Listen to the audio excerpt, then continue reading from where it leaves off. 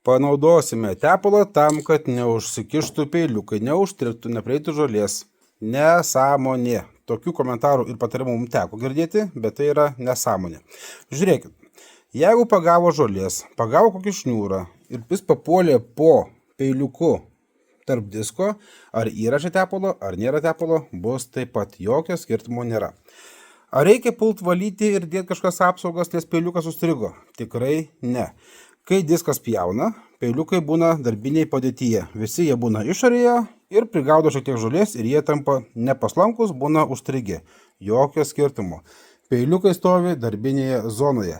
Taip, kad jie ar užstrigę, ar neužstrigę, jokio skirtumo čia nėra. Nepulkit nieko purkšt, tept, tikrai to nereikia. Kita tema, jeigu jau apie peiliukus kalbame. Visi žinom, kad Husqvarnos peiliukų pilna temų, AliExpressas yra originalių, pakaitalų, visko pilna. Segvėjai lygiai taip pat.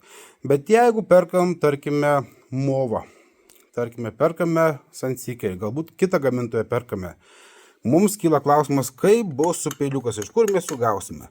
Tai nusimsiu peiliukus ir parodysiu šito roboto peiliukus. Čia yra Sunseeker X7, bet tokie pat peiliukai eina pas visus. Nusilupam. Na, va ir peiliukas. Matom, kad skylė peiliuko tikrai yra nemaža.